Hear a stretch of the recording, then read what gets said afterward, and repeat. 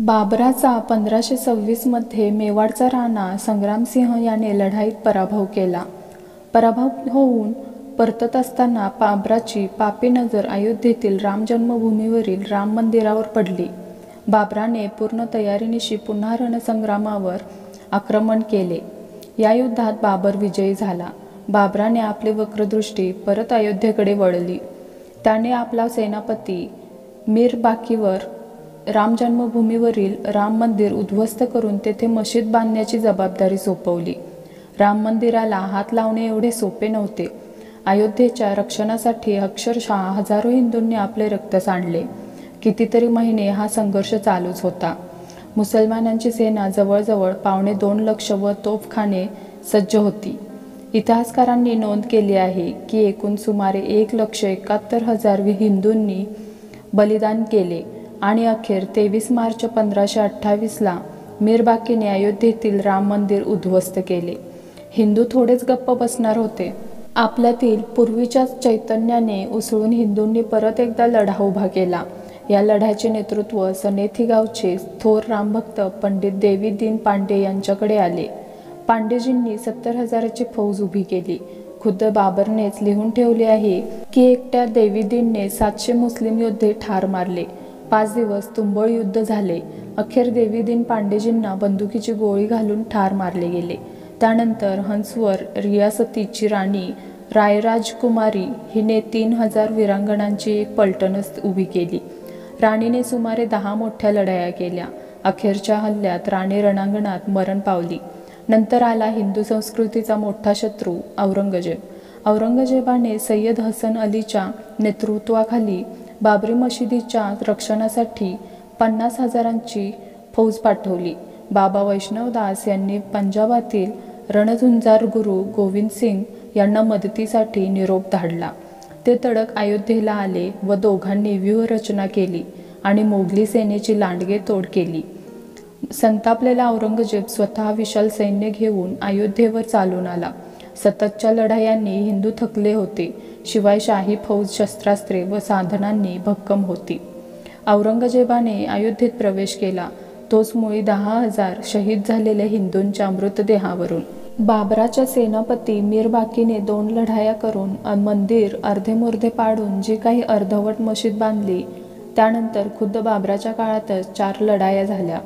हुमायूनच्या काळात 10, अकबराच्या काळात 20, औरंगजेबाच्या काळात 30, नवाब सआदत अलीच्या काळात 5, नवाब नसिरुद्दीनच्या काळात 3, नवाब वाजिद अलीच्या काळात 2 अशा 1934 पर्यंत एकूण 76 लढाया हिंदू राम जन्मभूमी परत प्राप्त व्हावी म्हणून लढले. त्यात 4 लाख हिंदूंचे बलिदान झाले. बाबरी घुमटावर भगवा फडकला. स्वातंत्र्यानंतर पुन्हा राम जन्मभूमी आंदोलनाला सुरुवात झाली. 1984 मध्ये राम जन्मभूमी मुक्ती समितीची स्थापना झाली. या आंदोलनाचे नेतृत्व विश्व हिंदू परिषद करीत होती. हिंदू समाजात राम जन्मभूमीची माहिती पोहोचवण्यासाठी गंगामाता, भारतमाता यात्रा, श्रीराम ज्योत यात्रा, श्रीराम शिलापूजन असे अनेक कार्यक्रम देशभर घेण्यात आले. त्यानंतर प्रत्यक्ष जन्मभूमीवर जाऊन कारसेवा करायचे ठरवले. कारसेवक अयोध्येपर्यंत पोहोचू नयेत म्हणून त्यावेळचे मुख्यमंत्री मुलायमसिंग यादव यांनी सर्व वाहतुकीचे मार्ग बंद केले होते. 20,000 सशस्त्र जवान तैनात केले होते. दिनांक 30 ऑक्टोबर 1990 हा दिवस कारसेवेचा निश्चित झाला. 9:44 हा कारसेवेचा मुहूर्त ठरला. सकाळचे 9:10 झाले आणि मणिराम छावणीचा दरवाजा उघडला. अशोकजी सिंघल बाहेर पडले. बरोबर फक्त 4-5च कारसेवक. अशोकजींना रस्त्यावर पाहताच गल्लीबोळामधून कारसेवक प्रकटू लागले. कसे अगदी फुटलेल्या वारुळातून मुंग्या बाहेर पडाव्यात तसे. अयोध्येचे गल्लीबोळ आता कारसेवकांनीच भरून गेले. एवढ्या हनुमानगढीजवळ उभ्या असलेल्या राखीव पोलिसांच्या एका बसचा ताफा धरमदास पहिलवान नावाच्या साधूने घेतला. अनेक कारसेवकांना घेऊन ती बस अक्षरशः पोलिसांनी रचलेले अडथळे तोडीत निघाली. मार्गातील अडथळे तुटल्यामुळे अक्षरशः हजारो कारसेवक तिच्या मागे पळू लागले. जन्मभूमीचा परिसर कारसेवकांनी अक्षरशः भरून गेला होता. कित्येक कारसेवक वानरासारखे घुमटावर चढले. जय श्रीरामच्या घोषणांनी आसमंत दणाणून गेला. राम लल्ला हम आये हे, मंदिर यही बनाएंगे च्या ललकाऱ्या उमटत होत्या. शरयू लाल झाली. 2 दिवस विश्रांती घेतली आणि 2 नोव्हेंबरला सकाळी 9 वाजता कारसेवा करायचे ठरले. कारसेवा म्हणजे फक्त रामलल्लाचे दर्शन घ्यायचे. सुमारे 50,000 कारसेवक भजने गात निघाली. दिगंबर आखाड्यापाशी पोलिसांनी अडवली.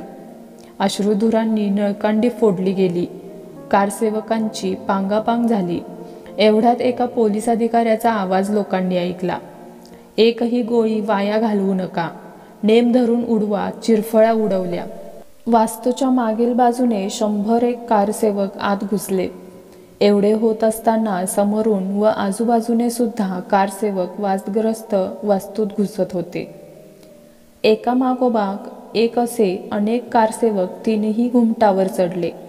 काही कारसेवकांनी कुदळी, फावडी, पहाडी अशी तोडकामाची हत्यारे आधीच दडवून ठेवली होती, तीही बाहेर काढली. सर्वात प्रथम जो चढला त्याने आपल्या शर्टात लपवून ठेवलेला ओम लिहिलेला भगवा ध्वज घुमटावर फडकवला. आता बेभान होऊन कारसेवक बांधकाम तोडू लागले. दुपारी 2:45 अचानक मोठा आवाज झाला. धुराळ्याचाच प्रचंड लोट आकाशाला भिडला. सगळ्यांनी उत्सुकतेने तिकडे बघितले. उजवेकडे घुमट कोसळला होता. एक धक्का और दो, बाबरी मशीद तोड दो या नाऱ्यांनी आसमंत दणाणून निघाले. 3:45 डावीकडचा घुमटही अचानक कोसळला आणि 4:45 शेवटचा धक्का बसला. धरणीकंपासारखा आवाज झाला. कित्येक फूट उंच हवेत धुरळा उडला. सियावर रामचंद्र की जय, जय श्रीराम, राम लल्ला हम आये हे, मंदिर वही बनाएंगे घोषणांनी आसमंत दुमदुमले. कारण मुख्य घुमटही जमीनदोस्त झाला होता. 464 वर्षांची ती कलंकित वास्तू जमीनदोस्त झाली होती. बाबरी ढाच्याच्या मधल्या घुमटाखालील भाग किंवा मंदिराचा गाभारा होता, तेथील ढिगारे हलवून सपाटीकरणाचे काम त्याच रात्री तातडीने हाती घेण्यात आले.